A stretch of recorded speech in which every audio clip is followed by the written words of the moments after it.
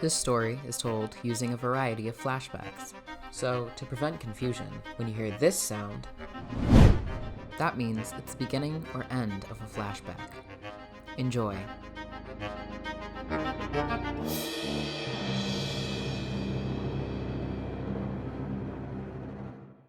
Chapter 4.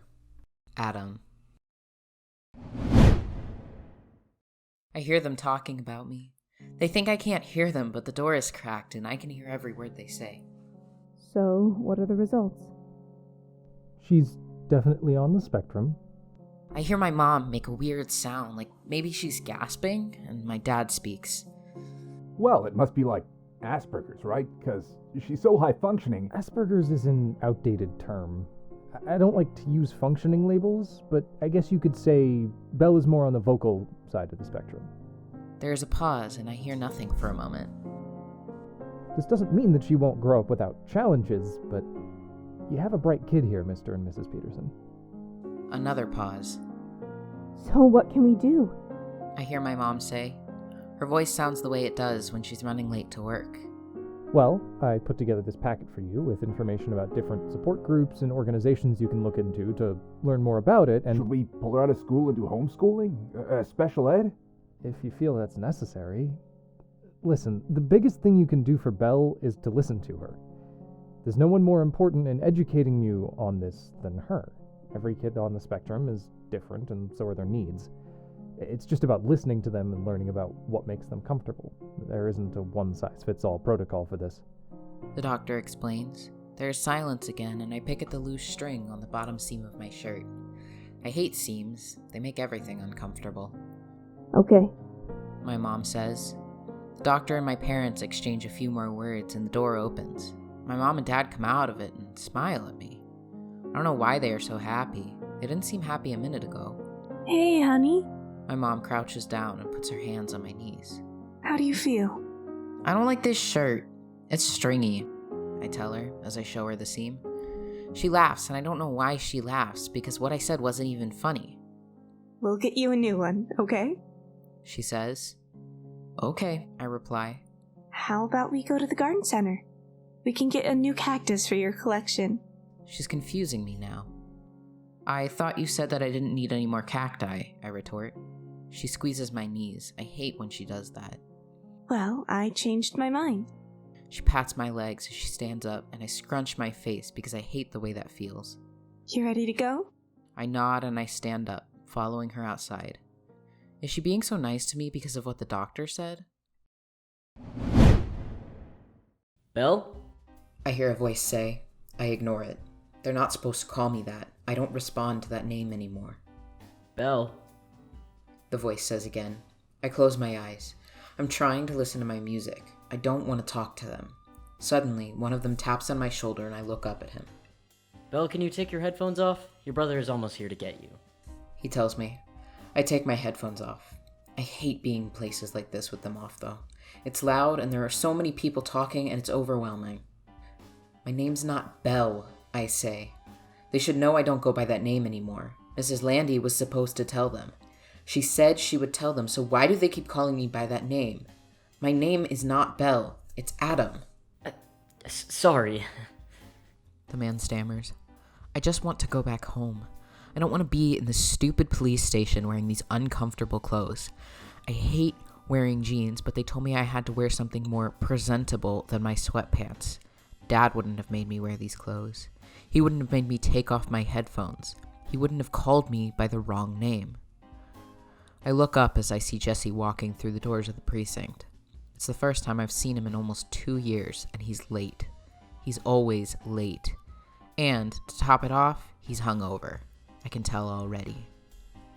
Oh, there he is. One of the social workers announces. He's hungover, I comment.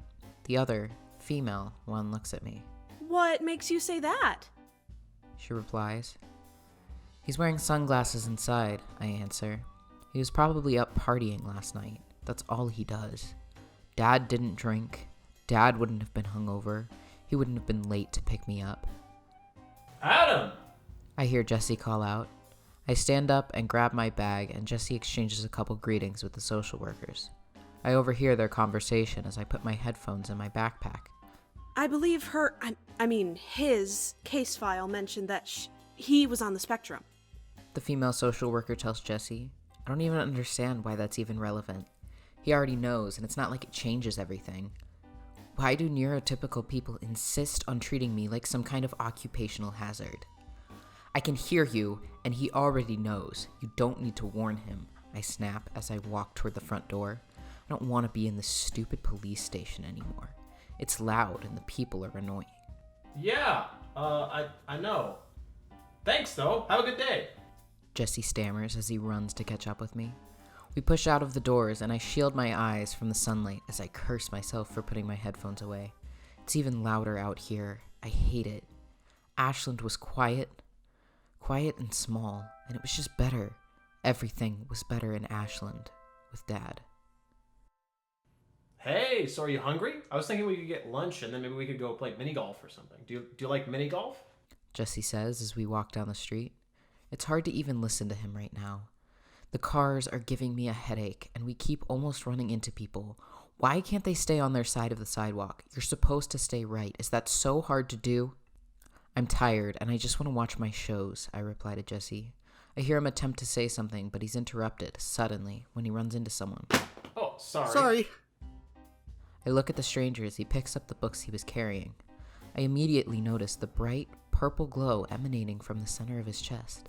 I've never seen that color before. Not from a person. You're purple, I mumble without thinking. Your aura. He has synesthesia. It's like... I get it. It's bright. Like irises, I tell him. Irises are one of my favorite flowers. Mom used to have them in her garden. Interesting. Does everyone have an aura? He replies. I think about his question. It's actually pretty rare that someone does. Most people don't. I don't know why that is, but I like people who have auras. There's always something different about them besides just their aura. No, just some people. But they all have blue ones, like desert bluebells, I elaborate. Huh. You must really like flowers. The stranger points out. I laugh. Yeah, I like all plants, but I like flowers the most. My favorites are irises, calla lilies. I trail off thinking about what Mom used to say. Not everyone likes to hear me ramble. I should try and be quiet now. You know, I run this group center. The man starts to say. And I've been trying to decorate the day room, but I'm not the best interior decorator. He tells me. I'd love your help picking out some nice plants to liven up the place. I actually look at him for the first time.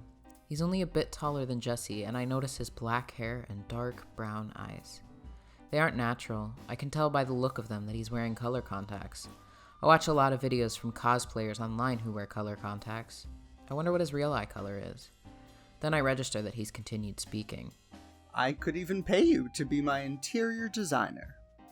I look at Jesse. He wants to pay me to decorate? That sounds awesome. Really? I retort. If it's okay with your, brother. And, sounds great, huh, Adam? Yeah, I confirm. I watch the man fumble with his books as he reaches into his pocket and pulls something out of it. Well, Adam, it's nice to meet you. I'm Zayne. He says as he extends what he took out of his pocket to me. It's a card. And this is my business card. I take it, studying the digits printed underneath his name. His number is an easy one to remember. Give me a call later, and I'll tell you where to come in and when. He informs me. This is crazy. It's gonna be my first job. I'm so excited. I wish Dad could have been here for this. Jesse won't shut up as we drive back to his apartment. Your first job? That's crazy, man. You're getting out into the world. I remember my first job. That was when I was still in high school. He drones on. I consider getting my headphones out and just blocking him out, but that was another one of the things that Mom used to say was rude. I just don't know how to tell him to stop talking. Yeah, I mumble, hoping it will end the conversation, but he keeps going. You're gonna have to figure out how to mold that around your school schedule, though. It's not gonna matter since I'm doing online school, I reply. He goes silent, and I sigh with relief. Finally, it's over. But then he begins again. Adam, I'm enrolling you at Jackson Peaks. He tells me. I look at him. What is that? I ask.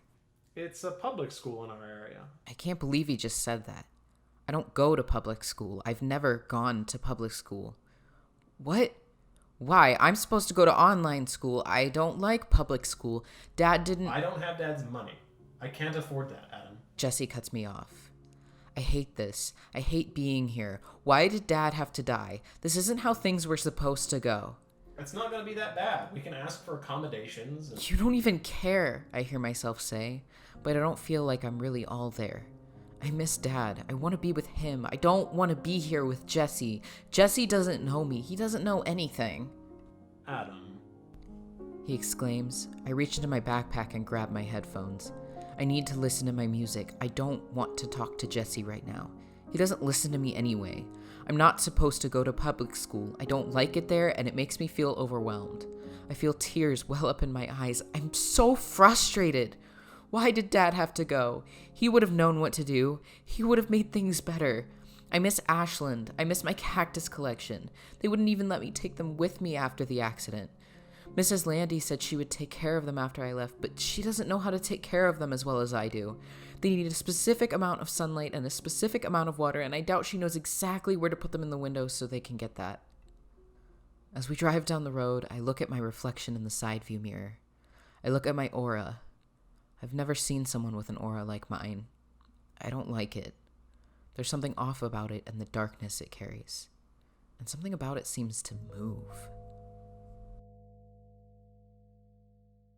Thanks for listening. If you enjoyed this week's chapter, make sure to check out all our social media to keep updated with the release of future chapters. And also, make sure to check out all the actors, musicians, and artists that make this series possible.